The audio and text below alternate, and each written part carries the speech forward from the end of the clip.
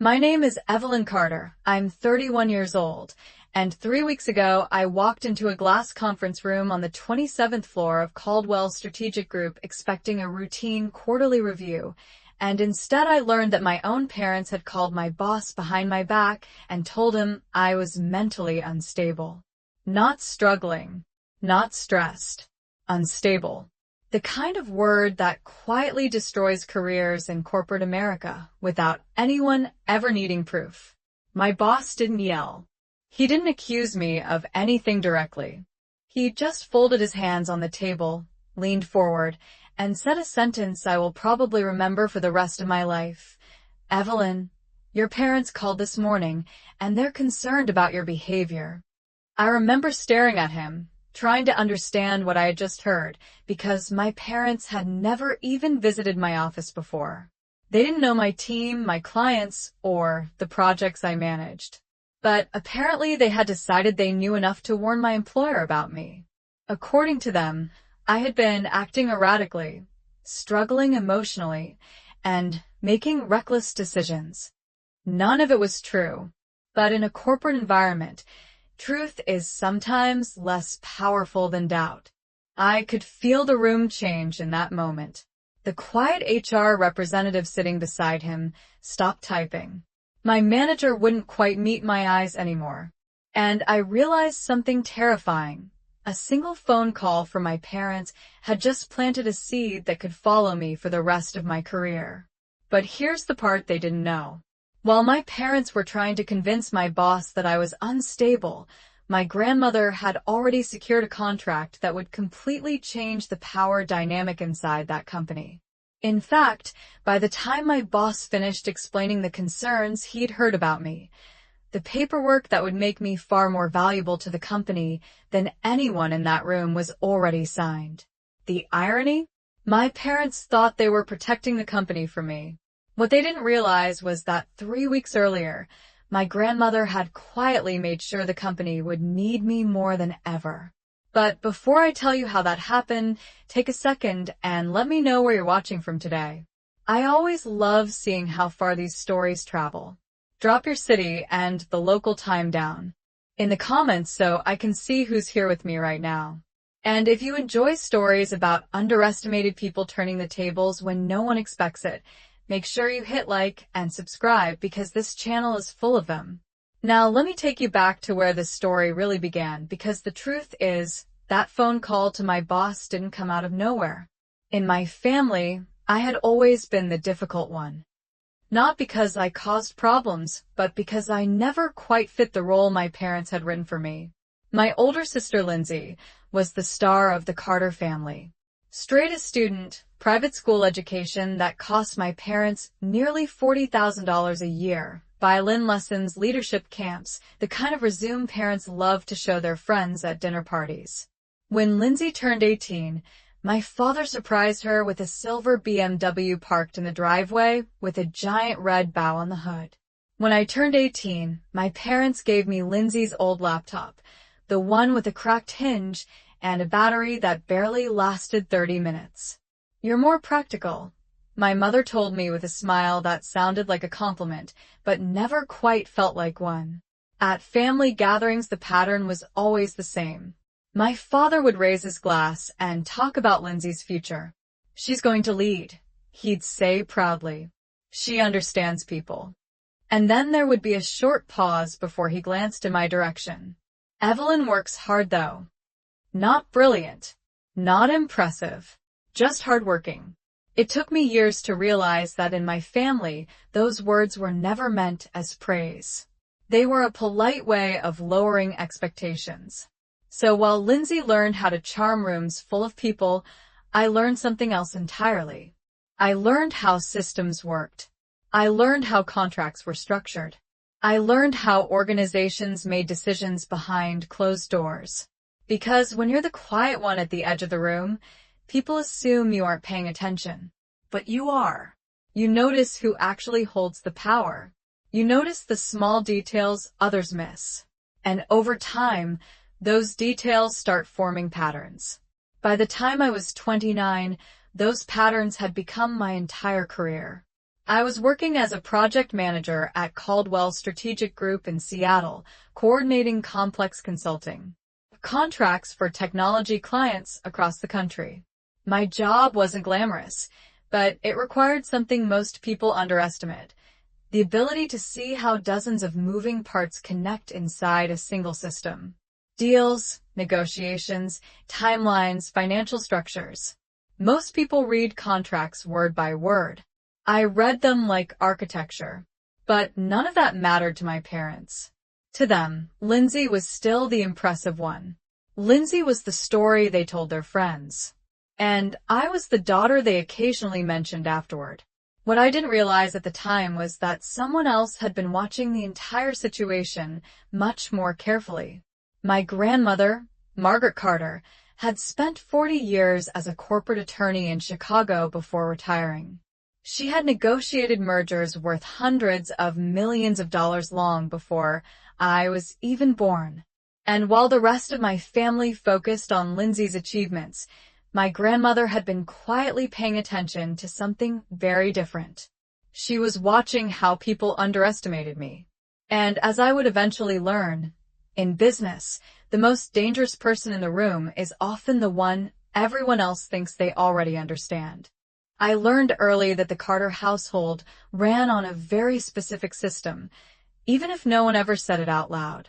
Lindsay was the investment. I was the backup plan. That difference showed up everywhere, once you knew how to see it. When Lindsay turned 16, my parents threw her a birthday party at a country club outside Bellevue. There were nearly 80 guests, a live band, catered dinner, and a cake that probably cost more than my first car. My mother posted photos for weeks afterward with captions about how proud she was of her talented daughter and her bright future. 2 years later, when I turned 16, my parents took me to a chain restaurant near the highway and told the waitress it was my birthday, so she would bring out a free slice of cheesecake with a candle in it. I remember my father clapping politely while the staff sang.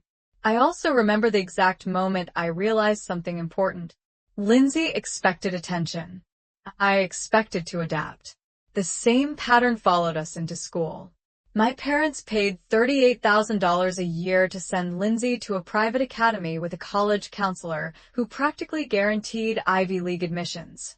When it was my turn for high school, my mother sat me down at the kitchen table and explained that public school would build character. "You are more independent," she said.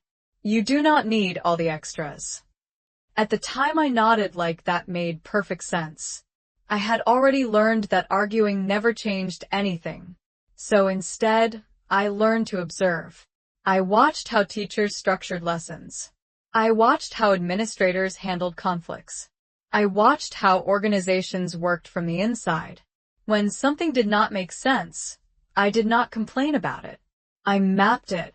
I built diagrams in my notebooks showing how decisions moved through systems, how authority flowed through institutions, and how outcomes were shaped long before anyone realized it.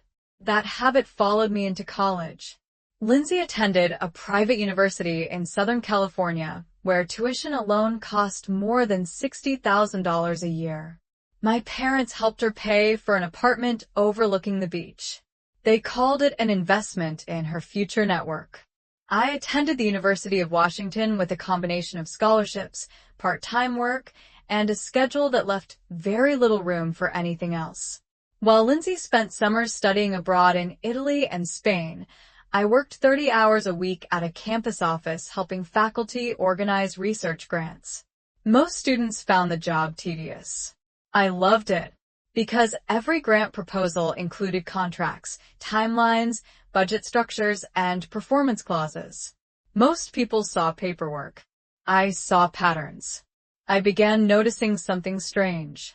The language inside those documents shaped everything that happened afterward. If a clause was written in a certain way, it shifted power. If a deadline was structured differently, it changed who controlled the outcome. By my senior year, I could read a 30-page agreement in 20 minutes and tell you exactly where the leverage was hidden. I did not realize it then, but those skills were quietly becoming my greatest advantage. After graduating, I accepted an entry-level operations role at Caldwell Strategic Group in Seattle. The firm specialized in advising technology companies on expansion strategies and partnership contracts. My starting salary was $68,000 a year, which felt enormous compared to the jobs I had worked during college. The office occupied 3 floors of a modern glass building downtown overlooking Elliott Bay. Every morning the lobby smelled like espresso and polished marble. The consultants walked quickly, spoke in precise sentences, and treated time like it was the most valuable currency in the world. During my first year, my job involved organizing project documentation and coordinating communication between teams. Nothing glamorous. But every contract, every proposal, every client agreement passed through our department before it went anywhere else. That meant I saw everything. I saw how executives negotiated. I saw how legal teams structured terms. I saw how small details inside agreements could determine millions of dollars in outcomes months later. Within 2 years, I was promoted to project manager overseeing several major consulting engagements for technology startups expanding across the West Coast. My workdays often started at 7 in the morning and stretched well past 6 in the evening. But I did not mind. The complexity fascinated me. Meanwhile, Lindsay's career took a very different direction. After graduating with a degree in communications, she joined a marketing firm that handled brand partnerships for lifestyle companies. My parents spoke about her career constantly. At holiday dinners, my father would describe Lindsay's projects in enthusiastic detail. "She understands people," he would say proudly. "That is the real skill in business." When conversation eventually shifted toward my work, the tone always changed slightly. My mother would smile politely and say something like, "Evelyn does very technical work with contracts and systems." The way she said it made it sound distant and unimportant, like explaining a complicated appliance no one planned to use. But one person in the family never reacted that way. My grandmother Margaret listened carefully every time I described a project.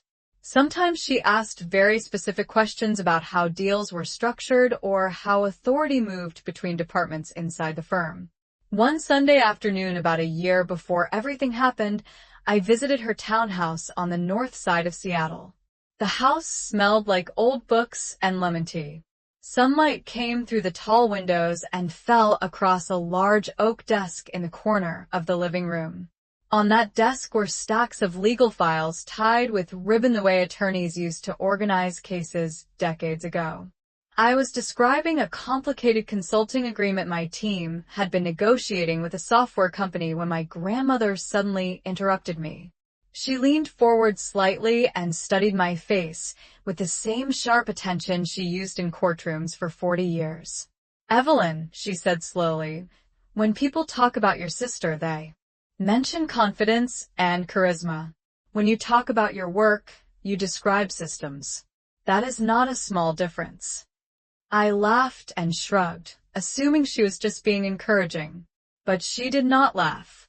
She sat back in her chair, folded her hands together, and looked at me with an expression that I would only understand much later. "Confidence attracts attention," she said quietly. "But the person who understands the structure of the game eventually controls it." At the time, I thought she was offering philosophical advice. What I did not realize was that she had already begun preparing something far more practical. I did not realize it at the time, but that conversation in my grandmother Margaret's living room marked the moment when she began quietly shifting the trajectory of my life. After that afternoon, she started calling me more often, sometimes twice a week, always with the same calm curiosity in her voice. She never asked about family gossip or weekend plans the way most grandparents did. Instead, she asked about contracts, about client negotiations, about the internal structure of Caldwell Strategic Group. At first, I thought she was simply interested in how modern consulting firms operated. After all, She had spent 4 decades as a corporate attorney negotiating mergers and acquisitions long before remote work and cloud computing became part of the business vocabulary. But gradually her questions became more precise. She asked who controlled client advisory agreements. She asked how equity partnerships were structured inside consulting firms. She asked which departments actually influenced strategic decisions when new clients were brought into the company. I remember one evening sitting at my kitchen table with my laptop open, explaining how the firm structured advisory contracts for technology startups. Most of our consulting agreements last between 12 and 18 months, I told her. But sometimes a client requests a longer strategic partnership if the company expects rapid growth. My grandmother listened quietly and then asked a question that caught me completely off guard. And if a client wanted an external advisor with operational authority written into the contract, she said slowly, could the firm structure it that way? I hesitated before answering. Yes, I said eventually. But it would require board approval and a very specific clause giving the advisor executive level authority over strategy decisions. My grandmother hummed thoughtfully on the other end of the line. Interesting, she said. At the time, I assumed the conversation was purely academic. What I did not know was that my grandmother had begun studying the company I worked for with the same careful attention she once used to prepare for major legal negotiations.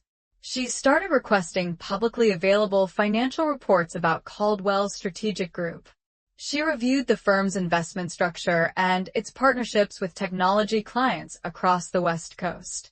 Over the next several months, our conversations continued in the same quiet rhythm. I would describe a project I was working on, and she would ask a few thoughtful questions that forced me to think more carefully about the structure behind it. One afternoon, I told her about a fast-growing artificial intelligence startup our firm had been advising. The company planned to expand its operations nationally within 2 years and had approached our firm about a long-term strategic consulting agreement. What kind of contract are they negotiating? My grandmother asked. A 3-year advisory partnership, I explained. If the deal goes through, it will be one of the largest consulting contracts our firm has signed this year. There was a brief pause on the phone before she spoke again. And who controls the negotiation process on your side? She asked. My department prepares the operational framework, I said. But the executive partners finalize the agreement. Do they value your analysis? She asked gently. I laughed quietly. They value the report, I said. I do not think they pay much attention to the person who writes it. My grandmother made a soft sound that might have been amusement. People often overlook the person who understands the blueprint, she said. That is their mistake. Around that same time, something else was happening inside my family. My parents had started talking more openly about Lindsay's career and future opportunities. Lindsay had recently joined a public relations team working with several technology companies, including one that occasionally collaborated with Caldwell Strategic Group. My mother began asking subtle questions about my projects and the clients my firm worked with. At first I answered casually, assuming she was simply curious. But after few conversations, I noticed a pattern. The questions always seemed to focus on my responsibilities and my level of influence inside the firm. One Sunday evening during dinner at my parents' house, my father leaned back in his chair and studied me with a thoughtful expression. You work very long hours, he said. But are you actually making decisions or just managing paperwork? The way he said the word paperwork made it sound like something small and unimportant. I kept my voice calm. Project management means coordinating strategy between multiple teams, I explained. Sometimes the paperwork determines how millions of dollars move through a contract. My father chuckled softly, as if I had told an amusing story.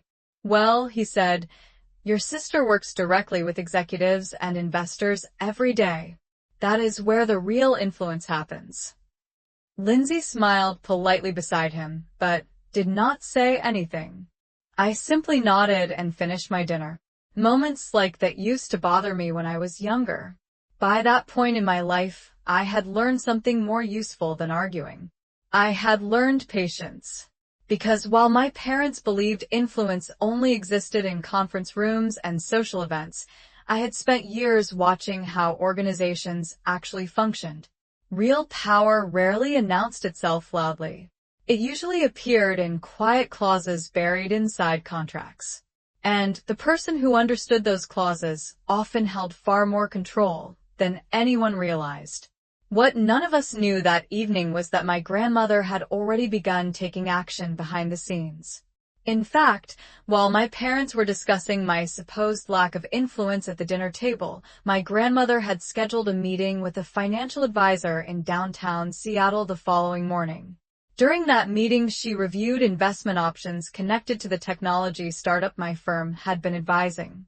Within 2 weeks, she quietly purchased a significant minority stake in the company through a private investment partnership she had maintained since her years practicing law. The transaction itself was completely legal and entirely confidential. But the real significance of that investment would not become clear until the startup finalized its long-term advisory agreement with Caldwell Strategic Group. Because once that contract was signed, the investor holding one particular percentage of equity would gain the right to nominate a strategic advisor to the company's executive planning committee. And my grandmother, Margaret Carter, had already decided exactly who that advisor should be. By the time my grandmother finalized that investment, I still had no idea what she had actually done. My life continued moving at the same steady rhythm it always had. My morning started before 7 with a ferry of commuters filling the sidewalks around the glass towers downtown. I would walk into Caldwell Strategic Group with a coffee in one hand and a stack of client updates waiting in my inbox. Most days were a sequence of meetings, contract reviews, and strategy calls with technology startups trying to scale faster than their internal systems could support. That spring, our biggest project involved the artificial intelligence company I had mentioned to my grandmother months earlier. The company was called Helix Adaptive Systems, a fast-growing software firm building predictive analytics tools for logistics companies across the United States. In less than 4 years, Helix had grown from a small engineering team in Portland into a company with nearly 200 employees and clients in 8 different states. Their founders were brilliant engineers, but inexperienced when it came to managing rapid expansion. That was why they hired Caldwell Strategic Group. Our firm had been negotiating a long-term advisory contract with Helix that would guide their operational growth over the next 3 years. The deal was significant for our company because it represented one of the largest consulting partnerships our firm had secured in several years. Inside our office, the project had become a major focus for senior leadership. Executives held weekly meetings to discuss the terms of the agreement and the timeline for final approval. My role was to coordinate the operational structure behind the contract. That meant mapping out the reporting systems, defining how consulting teams would interact with Helix executives, and outlining the strategic review process that would occur every quarter once the partnership began. The work required long hours and careful attention to detail, but I enjoyed it. Every clause in that agreement shaped how the relationship between the two companies would function for years. Around that time, Lindsay's professional world began intersecting with mine in an unexpected way. The marketing firm she worked for had recently signed Helix Adaptive Systems as a branding client. That meant Lindsay's team handled the company's public relations campaigns while my firm negotiated its operational consulting contract. At first, the overlap seemed harmless. During a Sunday dinner at my parents' house, my mother casually mentioned that Lindsay had started working with Helix executives. "It is exciting for her," my mother said proudly. "She gets to meet the founders and attend strategy events." My father nodded approvingly. "Those relationships are valuable," he added. "It is important to build connections with people at the top." Then he glanced at me across the table. "You probably do not interact with them much though, right? Your work is mostly internal." I explained that I had already spent several weeks reviewing the structure of the consulting agreement that would define how Helix worked with our firm. My father smiled politely, but did not seem particularly interested in the details. Lindsay, however, listened more carefully than usual. Later that evening, while everyone else cleared dishes, she asked a series of questions about the contract negotiations. She wanted to know how the advisory structure worked and which executives controlled the final decision. I answered cautiously, but truthfully. The consulting agreement still required approval from our company's executive board before it could be finalized. The process could take several weeks depending on the revisions requested by both sides. Lindsay nodded thoughtfully and did not ask anything further. I did not think much about the conversation at the time. Looking back, that moment would eventually become more important than I realized. Meanwhile, inside Caldwell Strategic Group, the Helix contract continued moving toward completion. After months of negotiations, both companies finally reached an agreement on the structure of the 3-year advisory partnership. The final version of the contract included several strategic review committees that would guide Helix's expansion into new markets across the country. One clause in particular created a small advisory role reserved for a minority investor holding a qualifying percentage of equity in the company. The position allowed that investor to nominate a strategic advisor who would participate in quarterly planning meetings alongside Caldwell's consulting team. The clause had originally been added to reassure early investors that their perspective would remain represented as the company expanded. Most of my colleagues viewed the provision as a minor detail buried deep inside the contract. I remember reviewing the clause late one evening in the office and making a note about how it could affect the balance of influence inside the advisory structure. At the time, I simply assumed that one of Helix's venture capital investors would eventually appoint a representative to fill that role. What I did not know was that one of those investors was no longer a venture capital firm. Several weeks earlier, my grandmother Margaret Carter had quietly acquired a minority stake in Helix Adaptive Systems through a private investment partnership she controlled.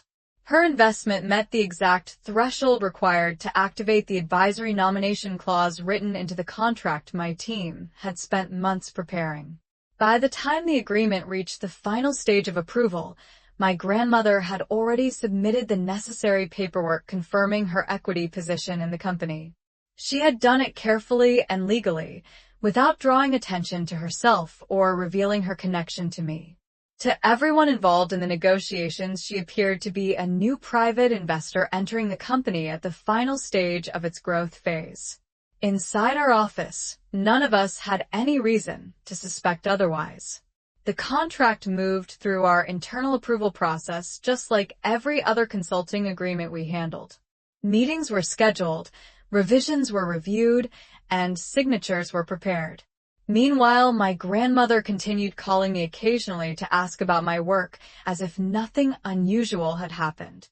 One afternoon, during a quiet conversation, she asked a simple question that now feels almost surreal in hindsight. "Evelyn," she said gently, "if someone were given the authority to advise a company at the executive level, what kind of person would be best suited for that role?" I laughed and answered honestly. "Someone who understands the entire system behind the company's operations," I said. There was a brief silence on the line before my grandmother replied, "That is exactly what I was thinking."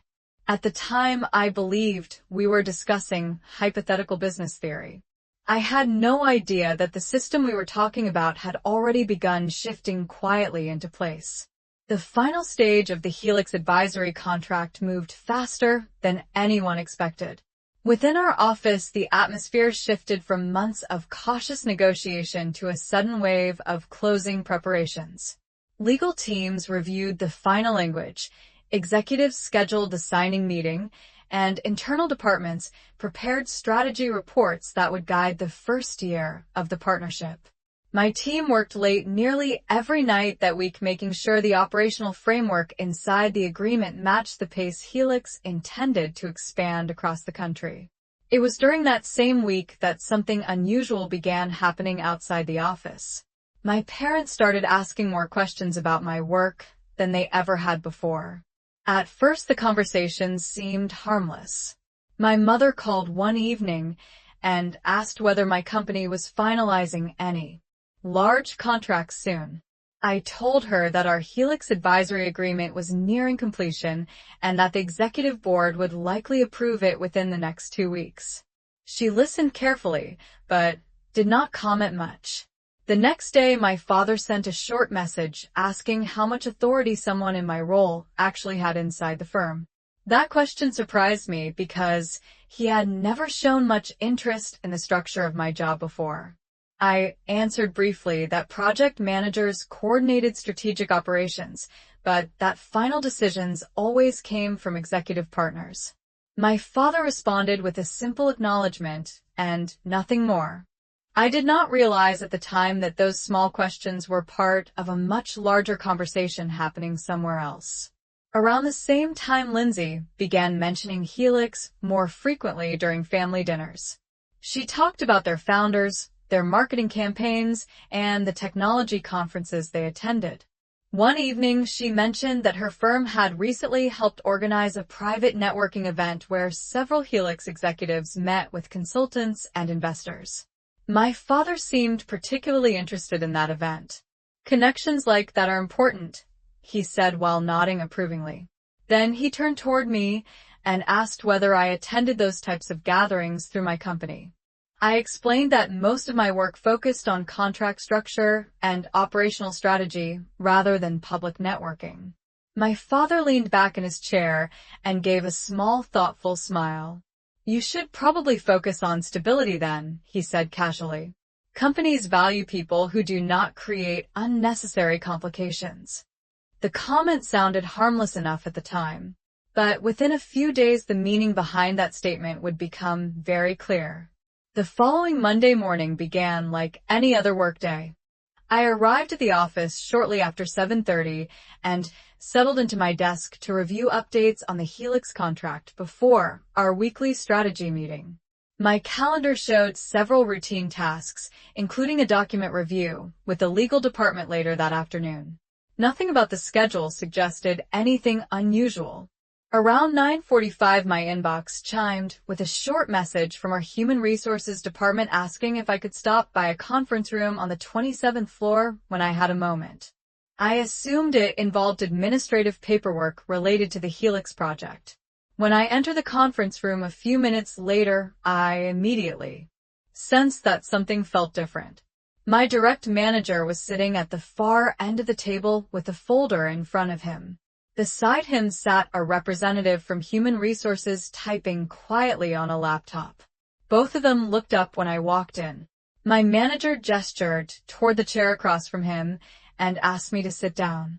His voice sounded polite but careful in a way I had never heard before. After a brief pause, he folded his hands together and spoke slowly. He said that earlier that morning he had received a phone call from 2 individuals who identified themselves as my parents. According to him, they had reached out because they were worried about my emotional well-being and felt the company should be aware of what they described as unusual behavior outside of work. I remember blinking at him in confusion because the statement did not make any sense. My parents had never contacted my employer before. My manager continued speaking in the same calm tone, explaining that they claimed I had been experiencing stress-related issues and that they believed those issues might affect my professional judgment. The Human Resources representative typed quietly while he spoke. At that moment, I understood exactly what had happened. My parents had decided to question my stability directly to the people who controlled my career. Inside most corporations, that kind of accusation can quietly destroy trust even when there is no evidence behind it. The room remained silent for several seconds after he finished explaining the situation. Finally, I asked the only question that mattered. I asked whether my work performance had raised any concerns within the company. My manager shook his head immediately and said that my project record had always been strong. But he added that the call had created an obligation for the company to review the situation carefully. I thanked him for informing me and assured him that nothing about my personal life affected my professional responsibilities. The meeting ended politely, and I returned to my desk feeling strangely calm. Because while my parents believed they had just damaged my position inside the company, they had no idea that another process connected to that same Helix contract was already moving forward in the background. At that exact moment, the executive board of Caldwell Strategic Group was reviewing the final list of external advisors nominated through Helix's minority investor clause. And among the documents submitted for that review was a formal nomination signed by Margaret Carter designating a strategic advisor whose name had not yet been revealed to anyone inside the company. When I returned to my desk after that meeting with my manager and the human resources representative, the office around me looked exactly the same as it had an hour earlier. People walked past carrying laptops and coffee cups. Conversations about deadlines and client calls continued in low voices across the open floor. But something subtle had shifted inside my mind. I understood the situation clearly now. My parents had crossed a line that most people would never even consider approaching. Instead of discussing their concerns with me directly, they had attempted to influence my employer by questioning my stability. In most professional environments, that kind of accusation plants doubt, even if no evidence exists. I knew that. I also knew something else. The timing of their call was not random. The Helix contract was entering its final approval stage, and within the firm that project had become one of the most visible engagements of the year. If someone wanted to weaken my credibility at a strategic moment, this was exactly when they would do it. For the rest of the morning, I focused on my work the same way I always had. I reviewed project timelines, responded to messages from the Helix operations team, and finalized a strategic report our department planned to present to the executive board later that week. My colleagues treated me exactly as they always had. No one mentioned the conversation that had just taken place in the conference room upstairs. But around 11:30, a new message appeared in my inbox that caught my attention immediately. The subject line read, Executive Board Review Update. The email explained that the board had begun reviewing the final advisory structure connected to the Helix partnership. That process included confirming the external advisor nominated through the minority investor clause inside the agreement. The note was brief and procedural. It stated that once the nomination was confirmed, the advisor would be introduced to the consulting team responsible for the project. I read the message carefully and then returned to my work without thinking much about it. In my mind, the situation with my parents was the more pressing issue. Around 3 that afternoon, my phone buzzed with an incoming call from my grandmother, Margaret. Her voice sounded calm as always when I answered. She asked how my day had been going. I hesitated for a moment before explaining what had happened earlier that morning. I told her about the meeting with my manager and the phone call my parents had made to the company. There was a short pause on the line after I finished speaking. When my grandmother finally responded, her voice carried a quiet steadiness that immediately settled my nerves. She did not sound surprised. Instead, she asked a very simple question. She asked whether my manager had expressed any direct concerns about my work performance. I told her he had not. In fact, he had specifically said my project record remained strong.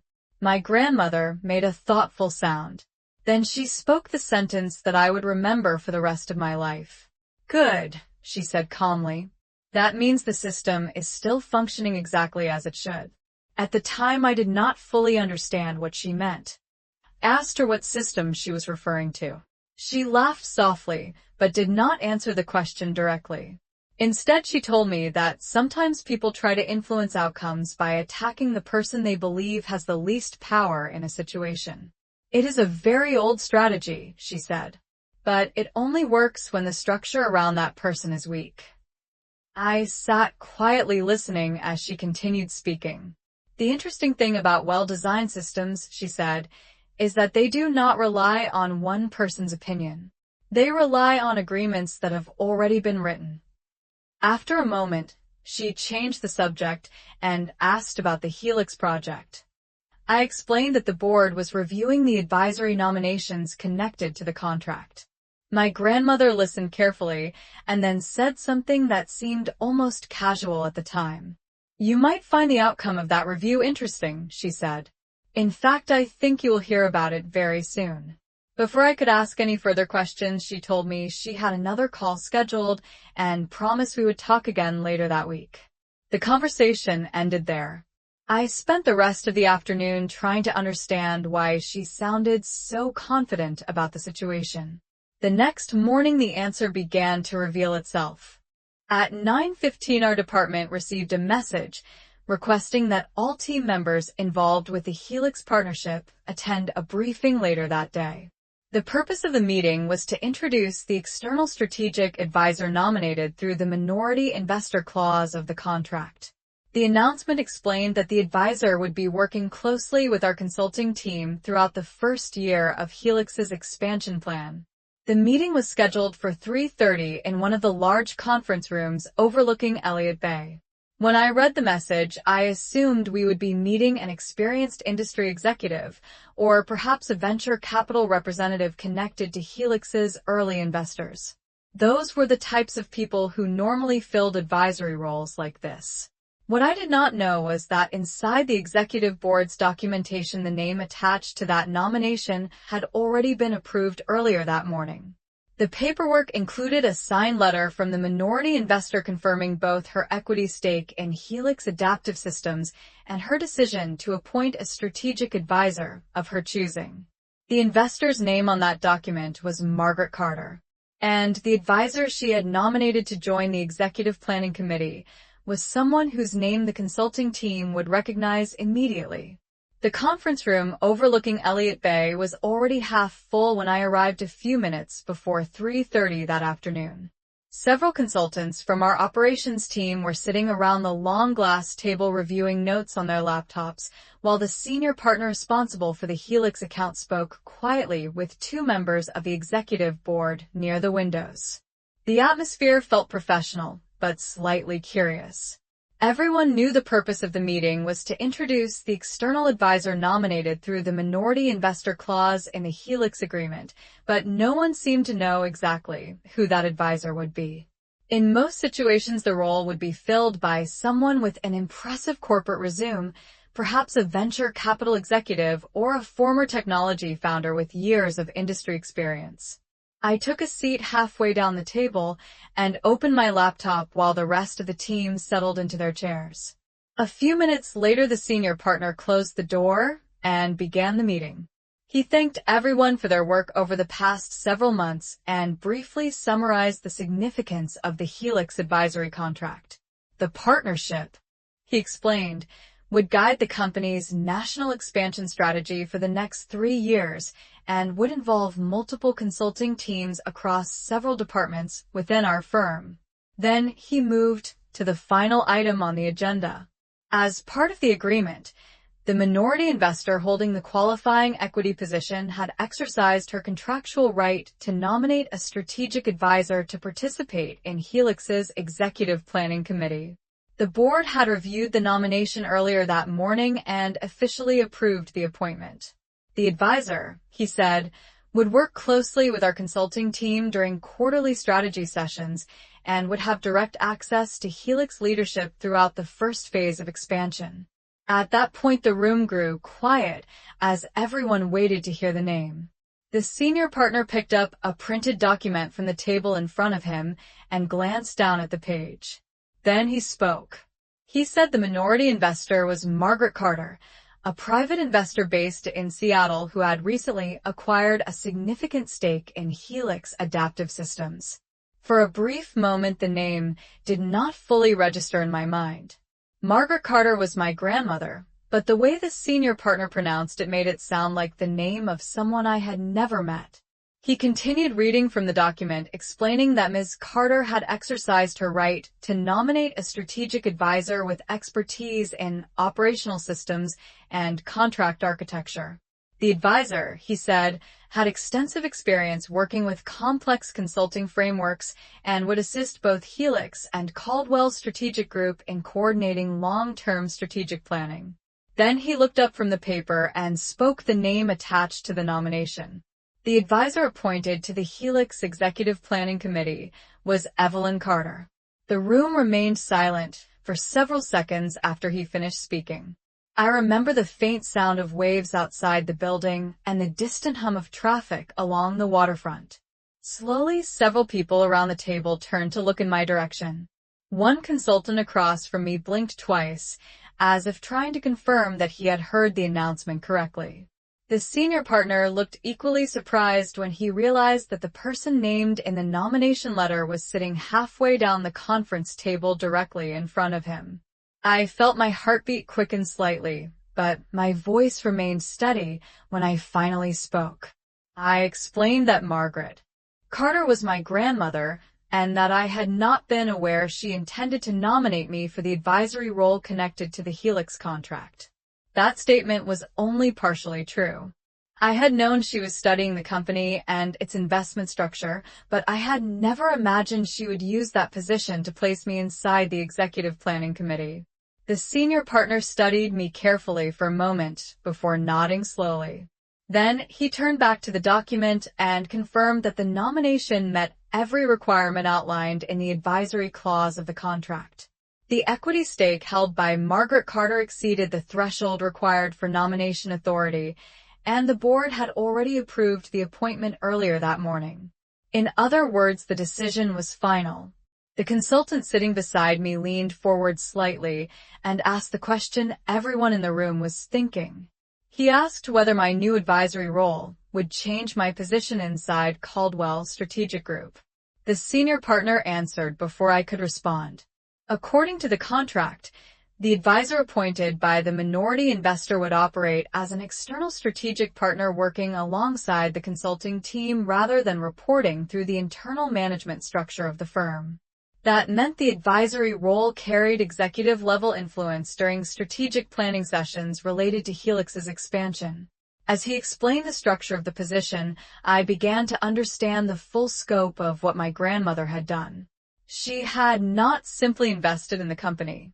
She had created a contractual pathway that moved me from an internal project manager to an external strategic advisor participating directly in the highest level planning discussions between Helix leadership and our consulting firm. The room gradually shifted from confusion to professional acceptance as the implications became clear. Within consulting environments, authority is defined by contracts, not assumptions. And the contract governing the Helix partnership now included my name as the strategic advisor representing one of the company's key investors. The senior partner closed the document and looked around the table. He said the board expected all departments to cooperate fully with the advisory structure defined in the agreement. Then he looked back at me with a thoughtful expression and added that the next executive planning session with Helix leadership would take place in 2 weeks. As the newly appointed advisor, I would be expected to attend. The meeting ended with the quiet efficiency that most corporate decisions carry once the paperwork has been confirmed. Consultants gathered their laptops, a few exchanged quick glances in my direction, and within a couple of minutes the conference room returned to its usual calm rhythm. No one questioned the legitimacy of the appointment because the structure behind it was already written into the Helix contract. In consulting firms like Caldwell Strategic Group, authority is rarely debated once a clause has been activated. It simply becomes part of the system everyone works within. I closed my laptop slowly and walked back toward my desk, still processing the implications of what had just happened. Less than 24 hours earlier, my parents had called my employer to suggest that I was unstable. Now, according to a legally binding advisory clause approved by the executive board, I would be sitting in strategic planning meetings with the same executives who technically outranked my entire department. The contrast between those two realities felt almost surreal. When I reached my desk, several colleagues approached with polite curiosity. Most of them asked practical questions about how the advisory structure would work and whether my responsibilities inside the Helix project would change. I answered as honestly as I could. The contract defined the advisor as an external strategic partner, which meant I would collaborate with consulting teams but would not report through the internal hierarchy of the firm. In other words, the structure placed me in a position that was both connected to and independent from the organization I had been working inside for the past several years. Around 5 that evening, I left the office and walked toward the waterfront where the air carried the familiar scent of salt water and ferry engines. As soon as I reached the sidewalk, my phone vibrated with an incoming call. The screen displayed my grandmother's name. I answered immediately. Her voice sounded exactly the same as it always did, calm and steady. She asked whether I had attended the meeting that afternoon. I told her that I had, and that the advisory nomination had just been announced to the consulting team. For a moment she said nothing, and then she laughed quietly. "Good," she said. "That means the paperwork moved through the board faster than I expected." I leaned against the railing overlooking Elliott Bay and asked her the question that had been forming in my mind since the meeting ended. I asked how she had managed to arrange something like this without telling me. My grandmother explained it in the same measured way she explained everything. Several months earlier, when I first told her about the Helix consulting contract, she began reviewing the company's investment structure and growth projections. She recognized that Helix was entering a stage where operational strategy would determine whether the company expanded successfully or collapsed under the pressure of rapid growth.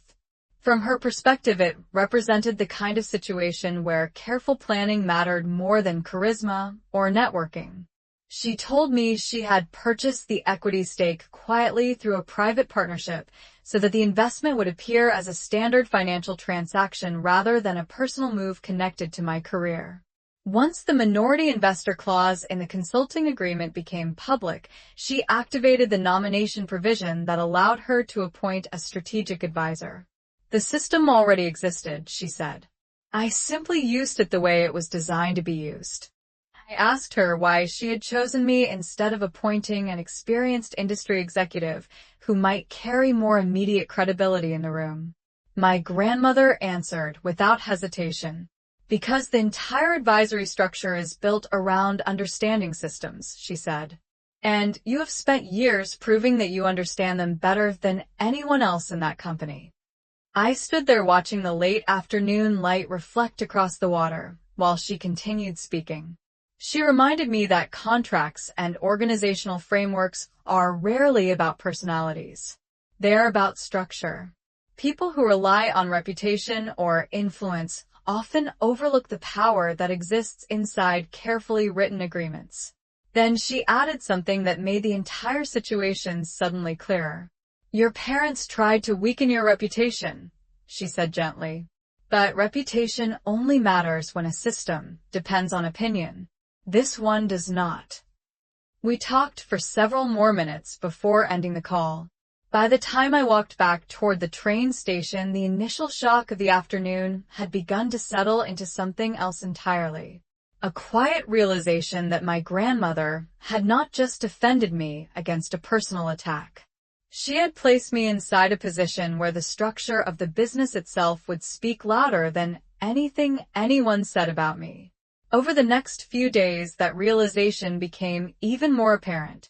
Inside the office, emails began arriving from different departments requesting my input on planning documents connected to Helix's expansion strategy. The tone of those messages was noticeably different from the routine project communication I had been receiving before. Instead of asking for updates on operational tasks, colleagues were now asking for strategic opinions about how the advisory committee should structure its first review session. The shift was subtle but unmistakable. Within the space of a single afternoon, the system I had spent years quietly studying had rearranged itself around a clause most people had barely noticed when the contract was first drafted. And the person who understood exactly how that clause worked was the same person my parents had just tried to convince the company not to trust. Over the next several days, the change inside the office became impossible to ignore.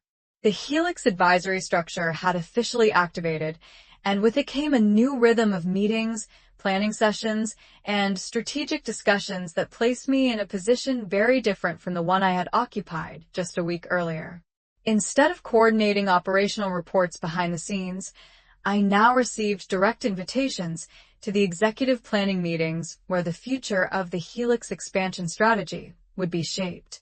The first of those meetings was scheduled for the following Monday morning in one of the largest conference rooms at Caldwell Strategic Group.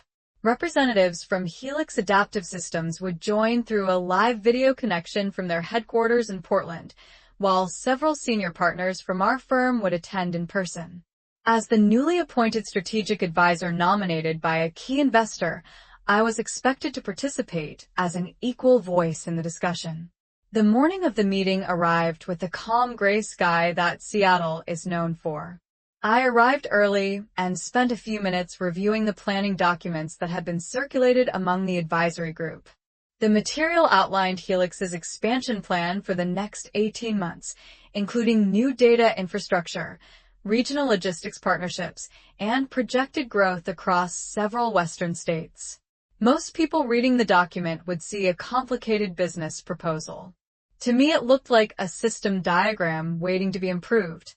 When the meeting began, the Helix leadership team appeared on the large screen at the front of the room. Their chief executive officer opened the discussion by thanking our firm for guiding the contract negotiations and welcoming the advisory group that would support their next phase of growth. After the introductions, the senior partner from Caldwell Strategic Group briefly summarized the advisory structure created by the contract. He explained that the strategic advisor nominated by the minority investor would help coordinate operational strategy between Helix and the consulting team. Then he nodded toward me and invited me to share my initial observations about the expansion framework. For a moment, the room became very quiet. Only a week earlier, I had been the person preparing background reports for meetings like this. Now the same executives who once skimmed my documents were waiting to hear my analysis directly. I spoke calmly and explained that the expansion plan looked strong from a market perspective, but that the operational timeline might create pressure on Helix's internal systems if several regional launches occurred simultaneously.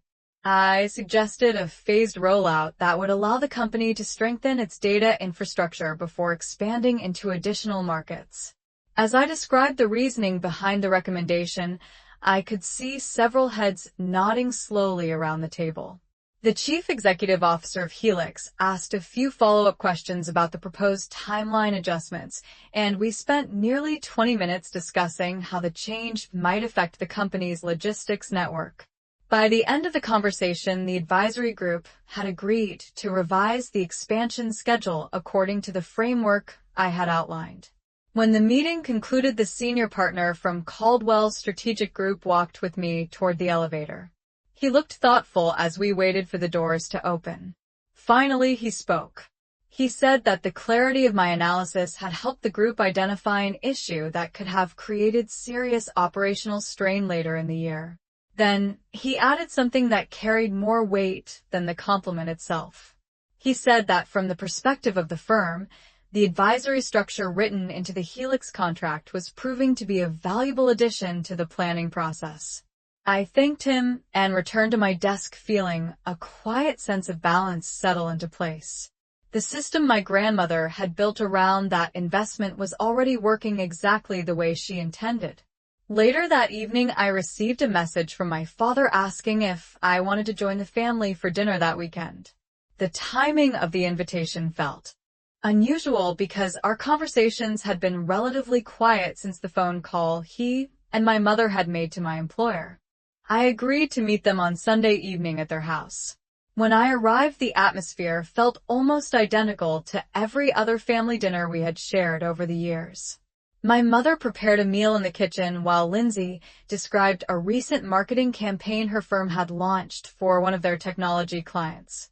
My father listened with his usual approving nod. After a few minutes, he turned toward me and asked how work had been going. I answered calmly and told them that the Helix expansion project had officially entered its strategic planning phase and that I had begun participating in the advisory meetings connected to the contract.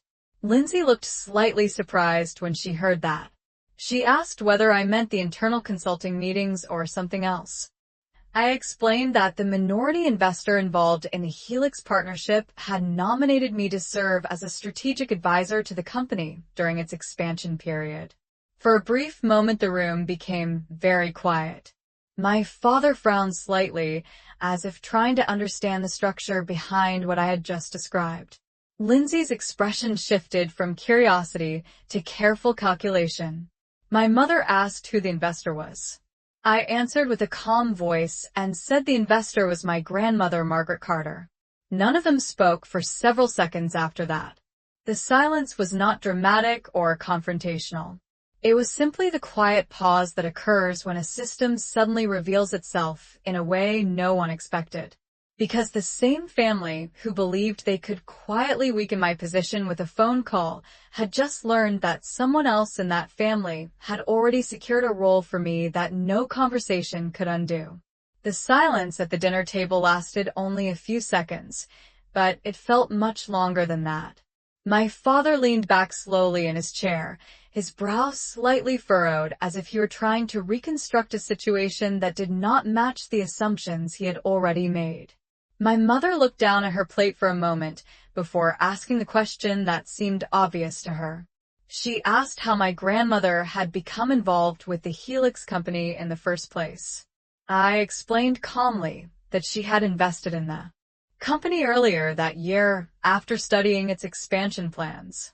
The investment qualified her for the minority investor clause that allowed her to nominate a strategic advisor during the company's growth phase. I did not raise my voice or emphasize the significance of the decision. I simply described the structure exactly the way it had been written into the agreement. Lindsay spoke next. Her tone carried the careful curiosity she used whenever she encountered something she had not anticipated.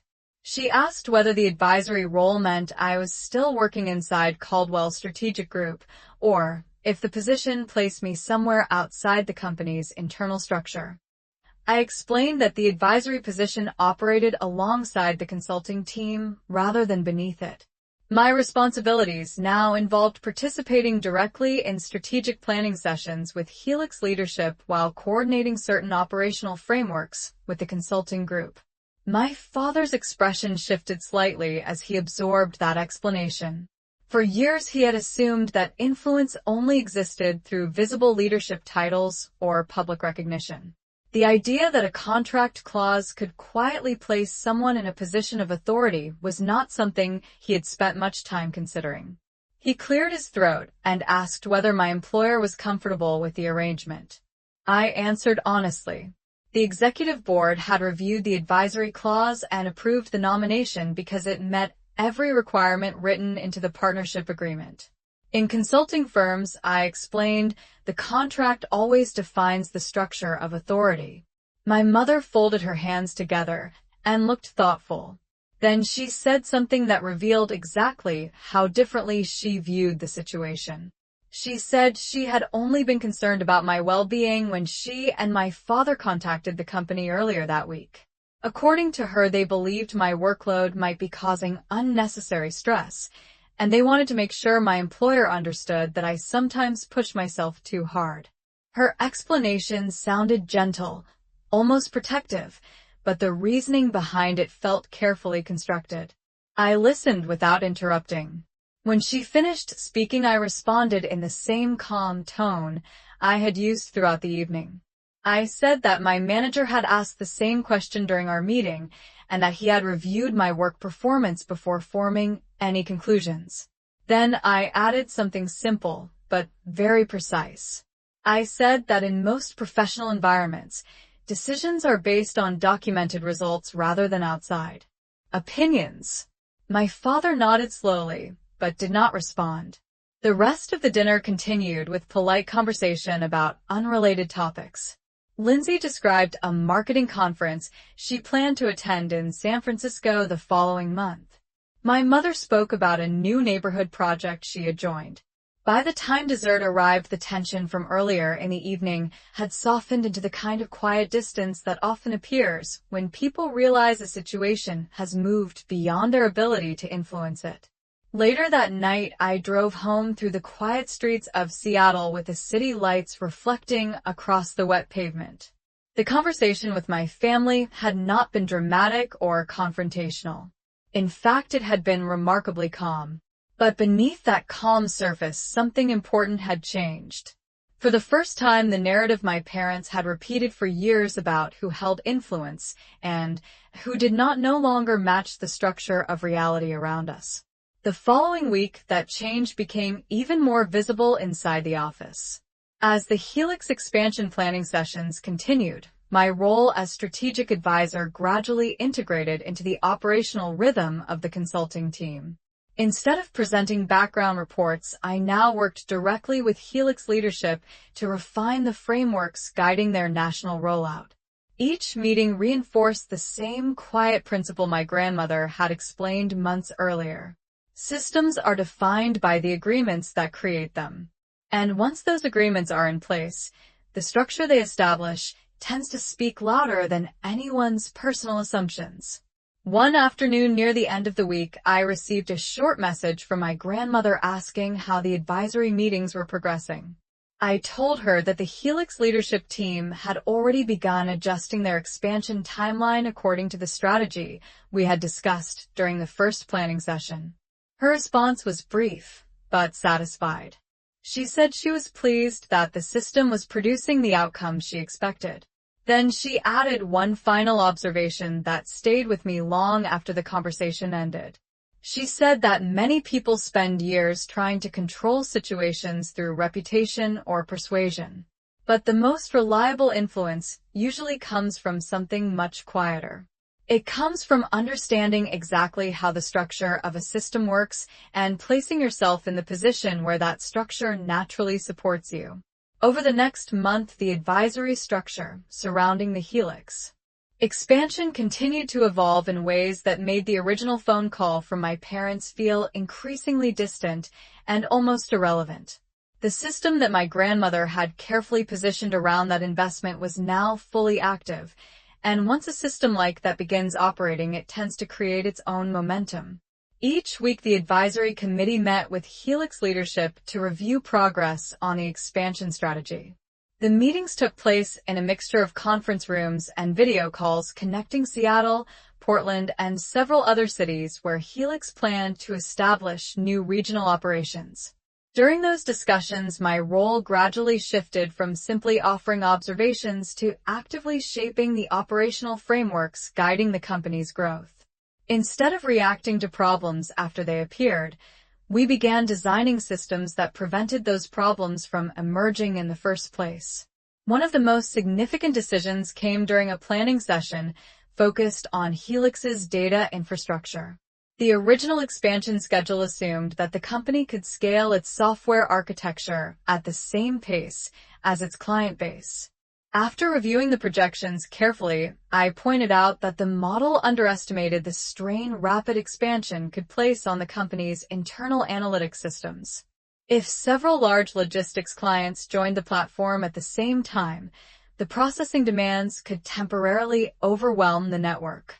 I suggested a staggered onboarding sequence combined with a temporary infrastructure upgrade that would support future growth. The Helix engineering team reviewed the proposal and agreed that the adjustment would reduce long-term risk while preserving the overall expansion timeline.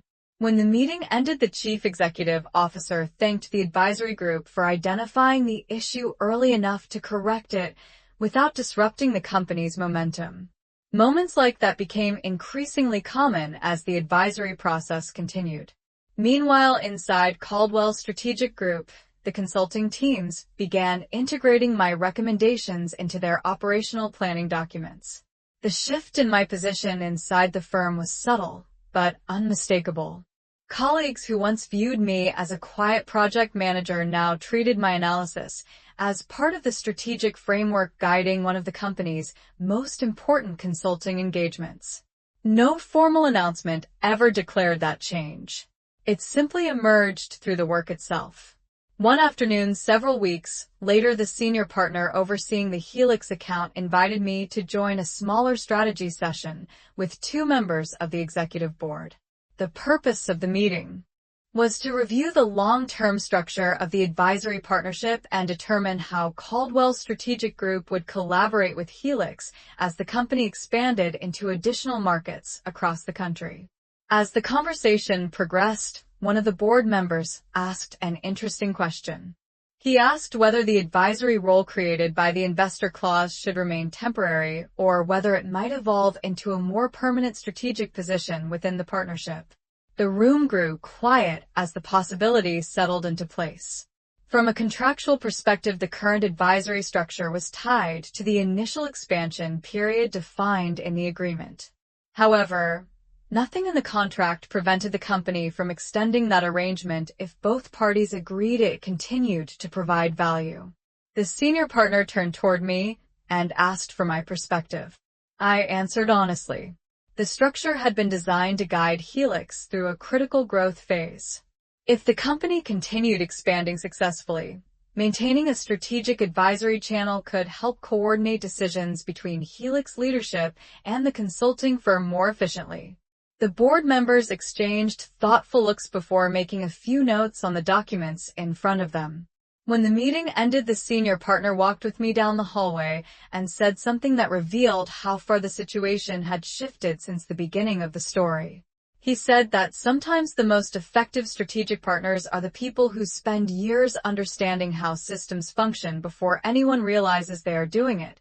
Later that evening, as I left the office, the city lights reflected across the calm surface of Elliott Bay, just as they had the night my grandmother first explained her reasoning behind the investment.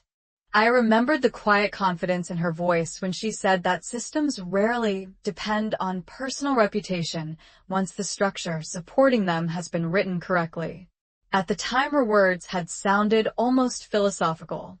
Now, they felt like a practical description of everything that had unfolded since then.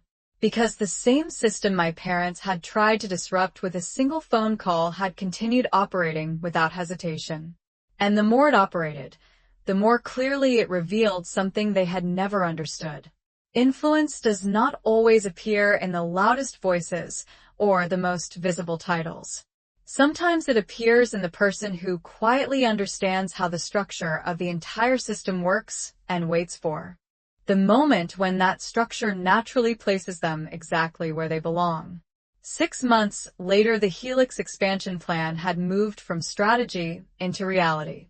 The company opened its first 2 new regional operations earlier than originally scheduled, and the staggered infrastructure rollout we designed allowed their systems to handle the growth without the kind of operational strain that often slows young technology firms during rapid expansion.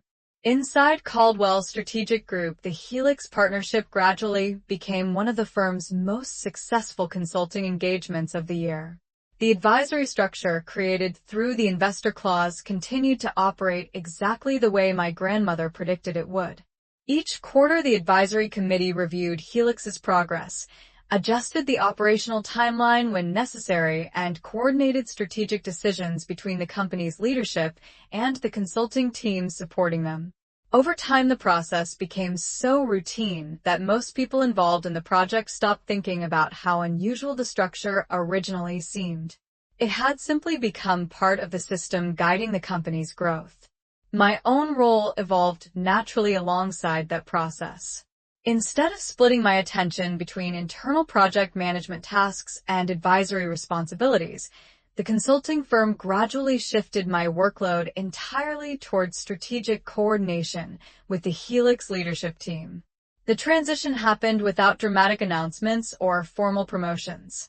It occurred through the quiet logic that governs most professional environments. When someone consistently contributes to the structure of a successful system, that system eventually begins relying on their presence.